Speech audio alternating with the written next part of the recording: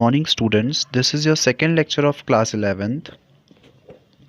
We were discussing our first chapter, that is the physical world, right? Now the next topic in this chapter that we are going to study today is the fundamental forces in the nature, right? Whatever the forces found in the nature that we are going to study, है ना, इस पूरे world में कितने type के force होते हैं और वो किस तरह से वर्क करते हैं, that we are going to study today. First of all we should know कि फोर्स क्या होता है. So as we can read here that the force is an external agent which tries to change the state of rest or motion of an object. इसका मतलब अगर हमको किसी object की स्टेट ऑफ रेस्ट को मोशन में convert करना है या मोशन को रेस्ट में कन्वर्ट करना है तो हमको एक एक्सटर्नल एजेंट की रिक्वायरमेंट होगी and that agent is nothing but force. If we understand it with the help of an example, then we can say that अगर किसी टेबल पर एक बुक रखी हुई है और अगर मैं आपको बोलूं कि आपको उस बुक को स्टेट से मोशन में लाना है तो आपको उस पर एक फोर्स अप्लाई करना पड़ेगा. It means with the help of force only you can convert the state of rest to the state of motion. और similarly अगर आप बाइसिकल चला रहे हैं और आपको अपनी बाइसिकल को रोकना है, इसका मतलब आपको स्टेट ऑफ मोशन से स्टेट ऑफ रेस्ट में लाना है तो आपको एक फोर्स अप्लाई करना पड़ेगा, right. So we can say that force is an external agent which can change the state of rest or motion of an object. I hope it is clear to you. Now there are four kinds of forces: the gravitational force, the weak force, electromagnetic force and nuclear force. We are going to discuss all these kinds of forces in detail today. First of all, let us have a discussion over gravitational force. You all must know about the gravitational force. आप सभी ने gravitational force के बारे में सुना होगा. Gravitational force क्या वो फोर्स होता है जिसके कारण हम अर्थ पर चल पा रहे हैं, राइट. अर्थ हम पर जो फोर्स अप्लाई करती है that is the gravitational force. ये आप लोगों को पता होगा ऑलरेडी. बट क्या सिर्फ अर्थ ही हम पर एक फोर्स अप्लाई करती है? So the answer is no. All the objects in this universe apply force on each other. इस यूनिवर्स में जितने भी ऑब्जेक्ट्स हैं वो सब एक दूसरे पर एक फोर्स अप्लाई करते हैं और वो सारे ऑब्जेक्ट्स अब एक दूसरे को अपनी तरफ एक दूसरे की तरफ खींचने की कोशिश करते हैं and that force is called gravitational force. अगर मैं बोलूँ कि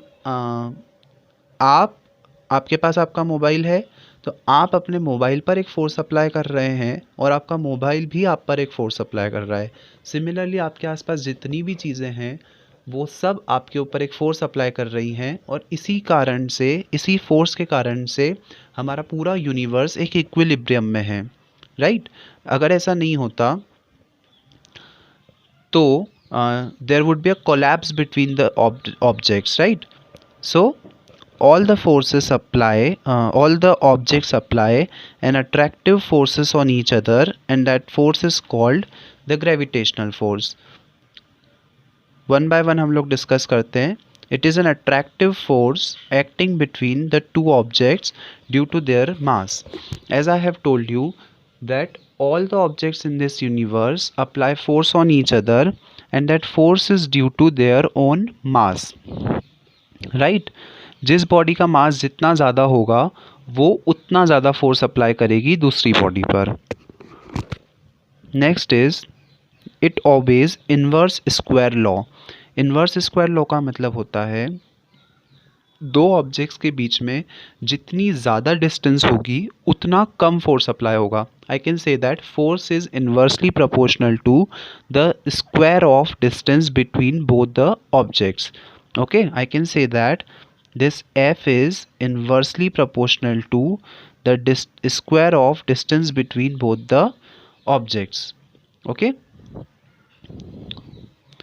इसका मतलब दो ऑब्जेक्ट्स के बीच में जितनी ज़्यादा डिस्टेंस उतना कम फोर्स एंड वाइस वर्सा, जितनी कम डिस्टेंस उतना ज़्यादा force. The third one is it is a long range force. जो ग्रेविटेशनल फोर्स होता है उसकी रेंज बहुत ज़्यादा होती है। As we can see that कि यूनिवर्स में दो ऑब्जेक्ट्स बहुत दूर दूर भी अगर हैं तो भी वो एक दूसरे के ऊपर कोई फोर्स अप्लाई कर रहे होंगे, हालांकि उसकी वैल्यू भले ही कम हो बट उसकी रेंज बहुत ज़्यादा होती है। Next, it is the weakest force operating in the nature.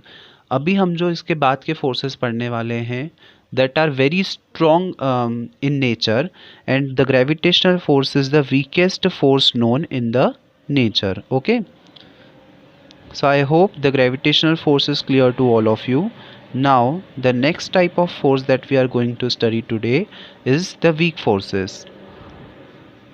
As its name suggests that this force is quite weak. Okay, as compared to the other forces in the nature, this is the quite weak force. ये force क्या होता है और कहाँ work करता है, that we are going to study. As you can see in the first point, the weak force is due to the interaction between the leptons and mesons. जैसे आपने पढ़ा है इलेक्ट्रॉन्स होते हैं, प्रोटॉन्स होते हैं, न्यूट्रॉन्स होते हैं। सिमिलरली एक एटम के अंदर लेप्टॉन्स, मीजॉन्स, क्वार्क्स, ये सारी बैरियॉन्स, ये सब भी होते हैं। अभी क्या होते हैं वो सब आप लोग आगे की क्लासेस में पढ़ेंगे, कॉलेज में पढ़ेंगे। For now understand it like this only कि एक एटम के अंदर लेप्टॉन्स, मीजॉन्स, बैरियॉन्स ये सब होते हैं। So the weak force is due to the interaction between the leptons, mesons and between the leptons with the another leptons, leptons with the mesons and leptons with baryons. Okay, मतलब हम ये कह सकते हैं कि लेप्टॉन्स और मीजॉन्स के बीच में जो लगने वाला फोर्स होता है वो होता है वीक फोर्स, या एक लेप्टॉन का दूसरे लेप्टॉन के साथ लगने वाला, एक लेप्टॉन का बैरियॉन के साथ लगने वाला, या एक लेप्टॉन का मीजॉन के साथ लगने वाला जो फोर्स होता है that is weak force. Lepton, meson, baryon ये सब क्या होते हैं, एक एटम के पार्टिकल्स होते हैं। जैसे इलेक्ट्रॉन्स, प्रोटॉन्स, न्यूट्रॉन्स, वैसे ही ये सब भी होते हैं। Okay, now weak forces are short range forces. देखो अभी मैंने आपको बताया कि जो वीक फोर्स होता है वो एक एटम के अंदर वर्क करता है। तो एटम का साइज आप लोगों को पता है बहुत छोटा होता है, राइट।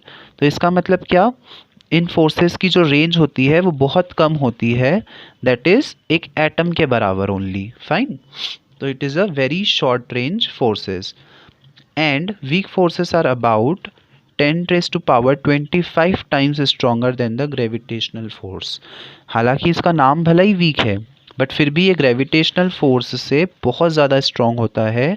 कितना स्ट्रॉन्ग होता है, 10⁻25 टाइम्स। ओके, 10⁻25 टाइम्स स्ट्रॉन्गर होता है ग्रेविटेशनल फोर्स से।